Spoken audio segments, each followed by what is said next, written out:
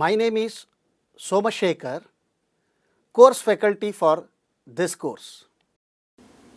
Knowing all these parameters, now we'll predict the pressure drop using the empirical relations. The people have derived the empirical relations to correlate these parameters in predicting the pressure drop very quickly. What are those? We'll see now.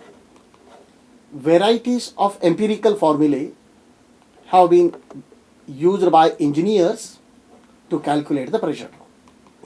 Very common formula is delta P equal to 1.6 into 10 to the power of 3 into QA raised to 1.85 into L divided by D to the power of 5 into P1. This is an empirical relations, friends, which specifies the delta P pressure loss or a pressure drop in Pascal, provided you will put all QA, L, D, P1 in the same unit as I have mentioned here. QA is actual airflow rate is m³ per second, pipe length in meter, pipe inner diameter in meter, absolute pressure of air at the entrance of the pipe, Pascal. All you will see, all SI units you have to put, then only you will get delta P in the Pascal. Meaning whatever the units you are using, inch, so many things, you have to convert into the same units, you will put it here. Otherwise you will modify this empirical relations. Very often, the friction value is dependent on factors like temperature, velocity of air, etc. In such cases, the pressure drop follows the empirical relation is delta P equal to beta by RT V square by D LP. Again here you will see, friends, delta P you will get it in bar, provided the beta is a coefficient of resistance which varies with G. What is a G? G is a friction factor, is determined using 1.6 QA raised to 1.85 divided by D to the power of 5. Here you will see the R is a gas constant 29.27. T is a absolute temperature 273 plus T. T is a air temperature. D is a pipe inner diameter. Pipe length. P is a air velocity in meters per second. And P, here P absolute pressure of air at the entrance of pipe in bar. QA is a actual air flow rate. If you substitute all these values in this unit, you will get delta P in the bar. All are empirical relations. Another empirical formula frequently used in US customary units to calculate the pressure drop is a Harris formula, more frequently used in US, and is given by delta P equal to CL by RC, QA by D, here 2 and here 5. You will see what is delta P, you will get it in the PSI, pounds per square inch, US customary unit. C is an empirical coefficient, 0.31 for the steel pipes. Like this you will get for the different materials. L is a pipe length in feet. R is a compression ratio at the pipe entrance, which is a ratio of P2 by P1. P1 and P2 are the inlet and outlet pressure, again you will mention in the PSI. QA is a actual airflow rate, cubic feet by second. And D is a pipe inner diameter in inch. All are US customary unit. You will get delta P in pounds per square inch using this empirical formula. Also, another empirical formula, delta P equal to mu L V square into rho 2D. Here they are considering the density of air. Again, one more empirical relation. Here also you will see, friends, delta P will get in Pascal. You will put the coefficient of friction.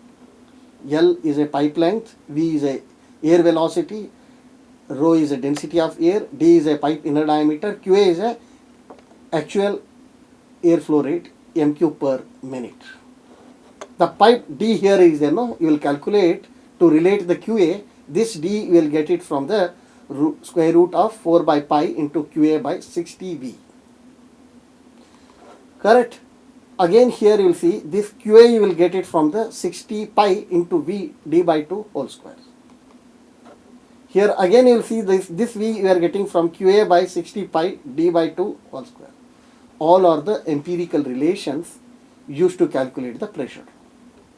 You will see, understand friends, all this pressure drop calculation is related to all the piping and tubing parameters and frictional parameters.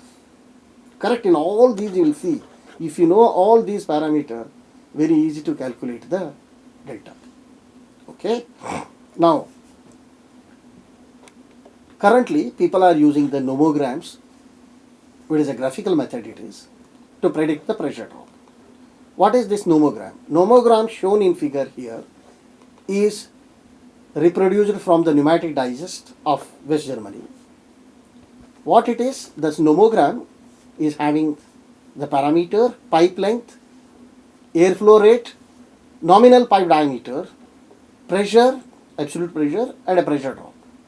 You will see here again friends, the first vertical line is a pipe length. You have to calculate the effective pipe length, meaning you will consider all the pipe fitting and a line fitting, and then you will include in the calculation of pipe length, total pipe length, in meter you have to put. Then airflow rate based on the requirement, MQ per hour you have to put.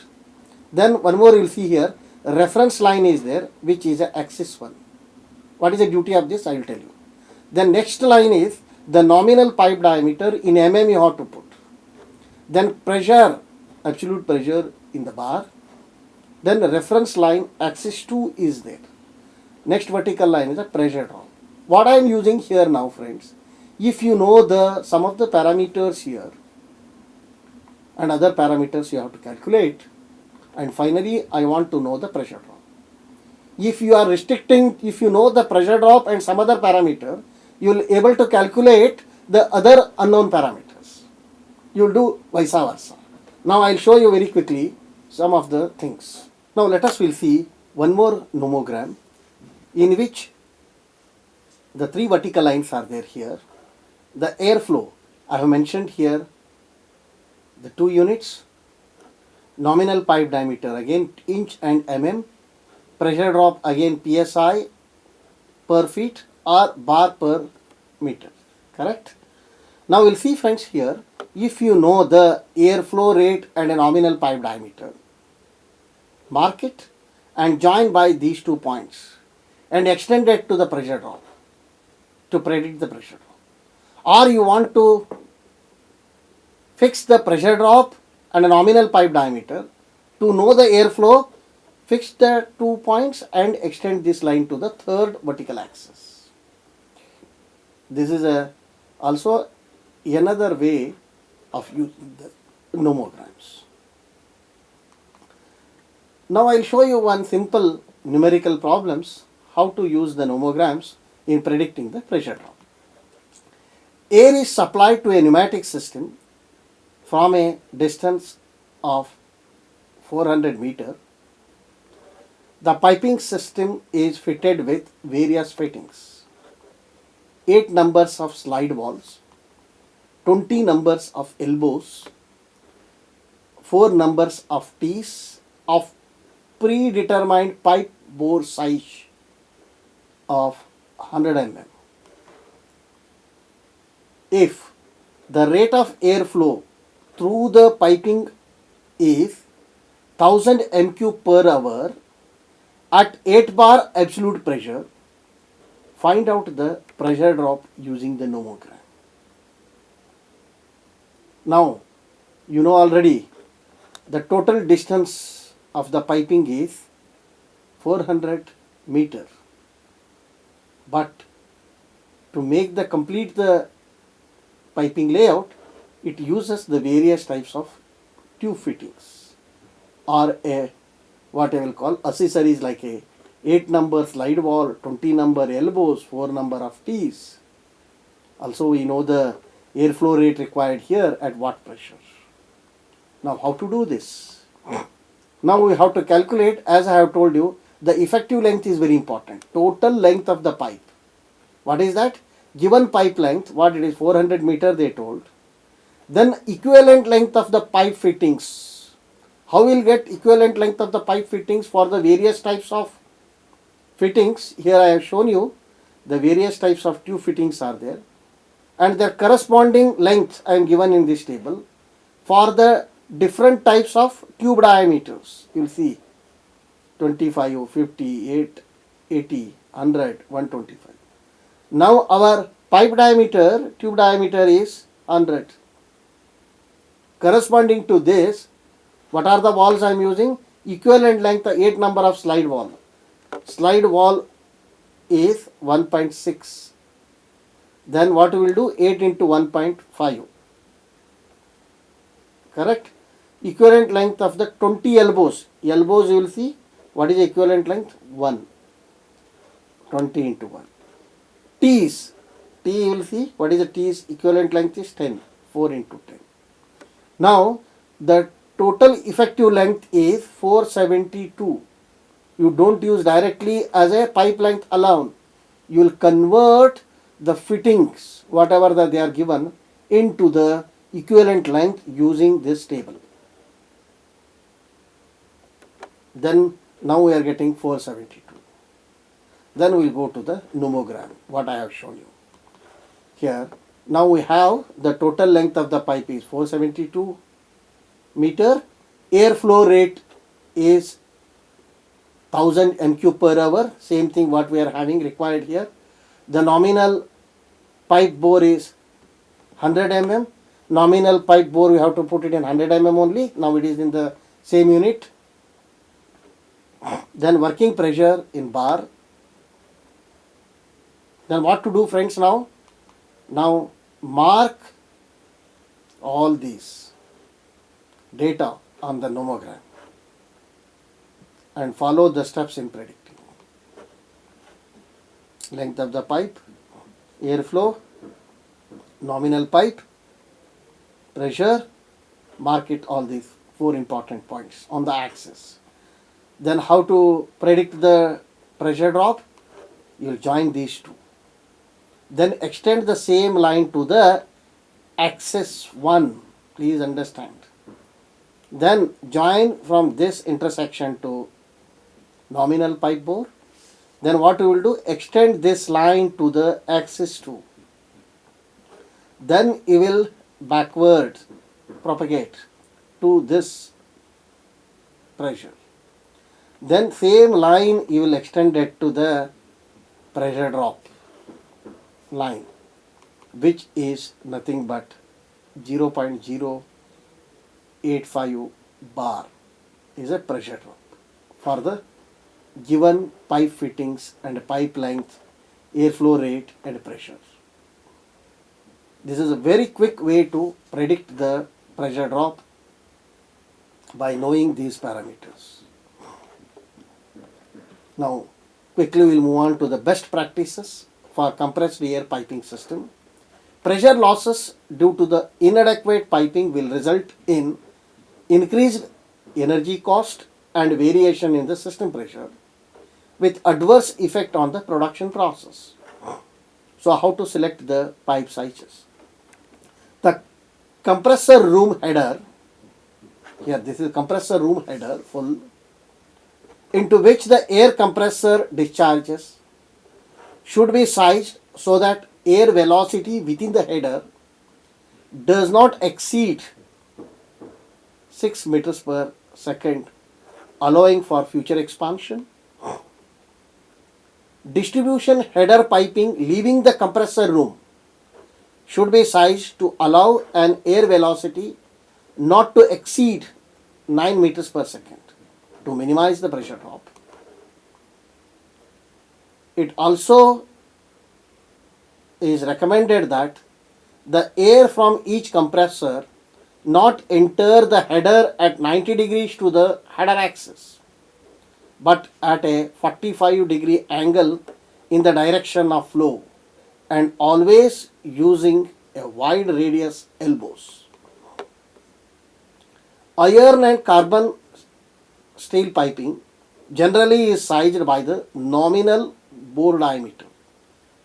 Copper and steel tubing normally is sized by outside diameter. Keep in mind, friends. Then how about the future? Main header and distribution piping should be sized to take into account anticipated future expansions. If the initial piping is sized only for present flow requirements, then any additions will cause increased pressure losses in the entire system. Also, the next size larger pipe will add to material cost but may add a little to installation labor cost and reduce the pressure drop substantially with a corresponding saving in the operating cost. Now, how about the materials? Many industrial plants use scheduled AISI 40 steel piping with or without galvanizing for 6 bar to 8 bar service. Many food and pharmaceutical, textile and other plants which use a non-lubricated compressors install a stainless steel piping to avoid a potential corrosion problems and resulting downstream contamination. For special application, federal, state and local codes should be consulted before deciding on the type of piping to be used. The usual standard to be applied is ANSYS B31.1. Currently, ASME B31.1 2020 edition in September 30, 2020 is also available for the reference. For health and care facilities, consult standard NFPA 99. Quickly, I will tell you some of the installation tips while laying the pneumatic lines in the industries. While installing your pneumatic system, do not forget to place an adequate filters between the mains and the circuit. This will ensure that all the water and other undesirable foreign matters will be separated out at this stage itself. This will prevent system actuator and control valves from being damaged due to the airborne foreign particles. Good piping should consider the following points. For ease of line servicing, the air mains are accessible from all sides for easy inspection. If possible, do not embed the lines in brickworks or in narrow ducts. Horizontal runs of air line should be sloped 1 to 2% towards the flow direction in the main line. Do not terminate vertical main line at the point where further consumer branching of the lines takes place. Incorporate as many as on-off valves, take-off points, water collectors, filters, lubricators and regulators. The thumb rule is one water trap is to be fitted at each end of the branch line. Also place air filters and lubricators within a 5 meter in the air distribution system. For installations where distribution plumbing vibrations are expected, avoid use of solid steel or copper pipes and use flexible rubber and nylon tubes instead to prevent the damage to air equipment. Branch lines should always be started from top of the main line as shown in the figure. Always the tapping lines should be from the main line, you will take it from the top side, not from the bottom side. Horizontal pipes, always you will put the inclination approximately 1 centimeter per meter. The plumbing basic layout looks like this. You will see there are so many plumbing layouts you already seen. This is you will see now the pipe you should not put straight like this is allowed. Similarly, it is a wrong. You will put like this, always inclined. Here you don't put like this, you will put like this. These are the correct and incorrect methods of installing the tubing and pipings. You will see here the bend radius is also very important, which should be 2.5 to 3D. D is the diameter of the pipe.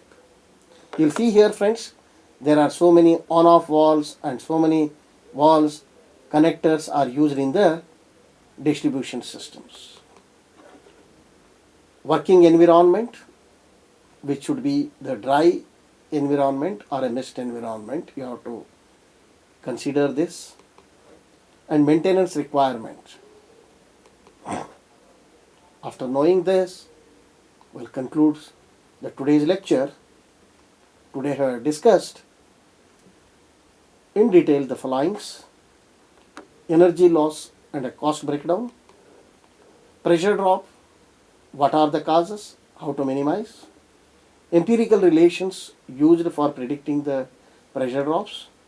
Similarly, we studied the nomograms in predicting the pressure drops, best practices and tips for compressed air piping system. Okay, friends, we'll stop now and see you all in the next class. Until then, bye bye. Thank you one and all for your kind attention. Sarve Jana Sukhino Bhavantu. Thank you. See you in the next class.